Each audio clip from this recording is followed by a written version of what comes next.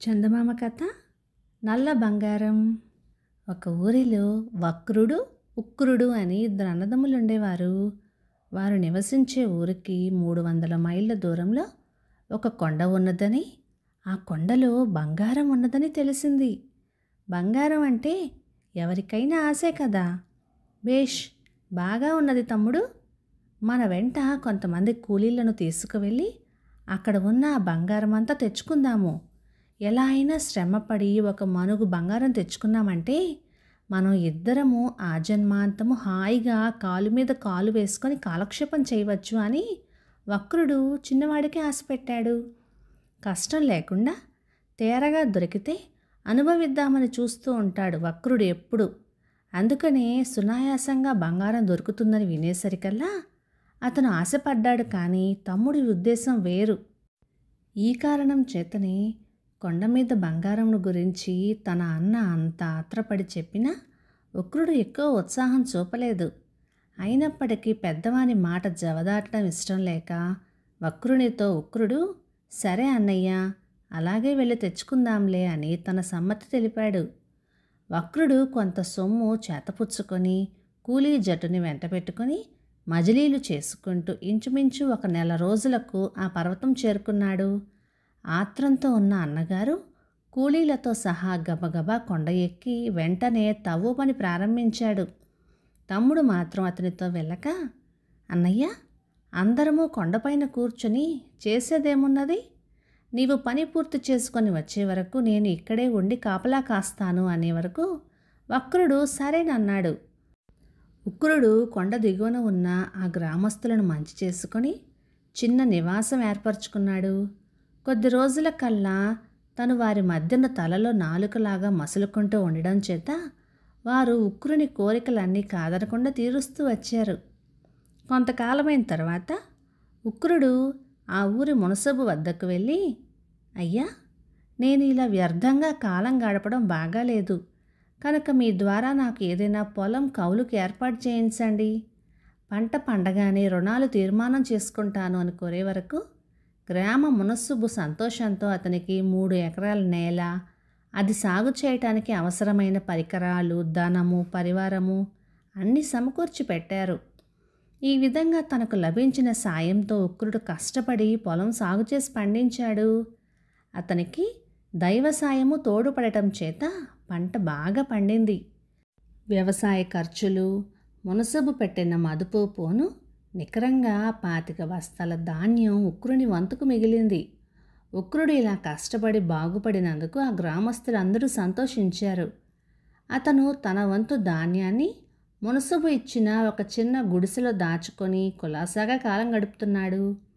అతను పంట పండించి ధాన్యం నిల్వ వేసుకునే వరకు సుమారు 6 మాసాల కాలం పట్టింది. కూలీలతో సహా మరికొద్ది రోజులకే అతని అన్న వక్రుడు కొండ దిగొచ్చాడు. వారి స్థితి ఎలా ఉన్నదంటే తెచ్చుకున్న సొమ్మంతా ఖర్చయిపోయింది. ఆహార పదార్థాలన్నీ అయిపోయినాయి. ఒక్క అడుగైనా ముందుకు పడక వారందరూ ఆకలి దప్పులతో శోషకొట్టిపోయారు. ఈ 6 నెలల్లోనూ కూలీల సహాయంతో వక్రుడు సంపాదించుకొని వచ్చిన బంగారపు పెళ్ళలు మాత్రమే అతని దగ్గర ఇప్పుడు మిగిలి ఉన్నాయి. కానీ కడుపులోకి తిందామంటే చారెడు ధాన్యపు గింజలైనా చేతిలో లేవు. వక్రుడు, అతని వెంట ఉన్న కూలీలు ఆకలితో అలమటించిపోతున్నారు. కానీ ఆ పల్లెటూరిలో వీరిని అందరినీ ఆదరించేవారెవరు? వక్రుని వద్ద బంగారం ఉన్న మాట నిజమే, కానీ ఆ సమయంలో ఈ పల్లెటూరిలో అదేమన్నా కూడు పెడుతుందా? అదనుకు అక్కరకొస్తుందా? వక్రుడు దిగివస్తూనే దాపరికం లేకుండా తన అవస్థ తమ్మునికి తెలుపుకున్నాడు. అది విని ఉక్రుడు, అన్నయ్య, అందరకు ఈ గ్రామంలో అన్నం దొరుకుతుంది. కానీ భోజనం పెట్టినందుకు గ్రామస్తులు తలా ఒక బంగారపు పెళ్ళ చొప్పున పుచ్చుకుంటారు అని చెప్పేవరికి ఉక్రుడు ఉగ్రుడైపోయాడు. తమ్ముడు గ్రామస్తులతో కలిసి తను కష్టపడి సంపాదించుకు వచ్చిన బంగారం కాస్త కాచేయటానికి ఈ వ్యూహం పన్ని ఉంటాడని అతనికి అపోహ కలిగింది. ఆ అపోహతోనూ కోపంతోనూ వక్రుడు ఆవేశపూరితుడై బస్తాలోని బంగారపు పెళ్ళలన్నింటినీ అక్కడ కుమ్మరించి, సరే తమ్ముడు, మా వద్ద ఉన్న సొమ్ము ఇదే.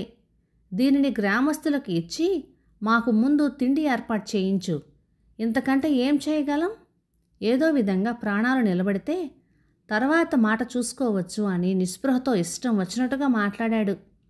వెంటనే ఉగ్రుడు తన కుటీరంలో దాచుకున్న బియ్యం తీసి పేదరాశి పెద్దమ్మని రప్పించాడు. వక్రుడు కూలీలు శుభ్రంగా స్నానం చేసుకొని వచ్చేటంతలో పంచభక్ష పరమాన్నాలతో వంట సిద్ధమైంది. 6 నెలల నుంచి ఇటువంటి తిండికి మొహం వాచిన వక్రుడు కూలీలు ఈ భోజనం వరప్రసాదంగా భావించారు. భోజనములవుతున్నప్పుడు ఉగ్రుడు తన సంగతి సందర్భాలన్నీ చెప్పేవరకు అన్నగారు ఆశ్చర్యపోయారు. తరువాత ఆ బంగారపు పెళ్ళలన్నీ అన్నకు తిరుగుగా ఇచ్చేసి వేస్తూ, అన్నయ్య, అనవసరంగా నీవు నా పైన అపోహపడ్డావు, కానీ నీ సొత్తు నాకు చీపురు పుల్లైన అక్కర్లేదు. నా రెక్కలు చల్లగా ఉంటే అదే 10,000 అనగానే వక్రుడు తన దురహంకారానికి తనే పశ్చాత్తాపడ్డాడు. తమ్ముడు, నేను బంగారం కోసం ఆశపడి అనవసరంగా కాలం వృధా చేశాను. అదే కాలంలో నీవు నల్ల బంగారం అనే నేలను పండించి హాయిగా నువ్వు తిని 10 మందిని పోషించగలిగావు. నిజానికి ప్రజ్ఞ అంటే నీదే ప్రజ్ఞ అని చెప్పి అనేక విధాలు మెచ్చుకున్నాడు. అప్పుడు అన్నదమ్ములిద్దరూ ఇంటికి వెళ్ళిపోయి ఖాళీగా పడి ఉన్న బంజరులను ప్రభుత్వం వద్ద నుంచి కౌలుకు తీసుకుని పండించడారంభించారు. కాయ కష్టం వల్ల కలిగే లాభాలను, వాటి విలువను తమ్ముడు చేసి చూపిన పాఠం వల్ల వక్రుడు గ్రహించి అవలంబించాడు. నాటి నుంచి వారు పేరు పొందిన రైతు బిడ్డలై రాణించి గొప్ప ఐశ్వర్యవంతులైనారు. కథ సమాప్తం. ఇక ఈ కథ 1949 డిసెంబర్ చందమామలోనిది. రచన జె. కృష్ణన్ గారు, కోడంబాకం నుంచి. ఇక ఈ కథ మీకు నచ్చినట్లయితే లైక్ చేయండి, షేర్ చేయండి. ఇలాంటి మంచి తెలుగు కథల కోసం మన ఛానల్ని సబ్స్క్రైబ్ చేయండి. Thank you.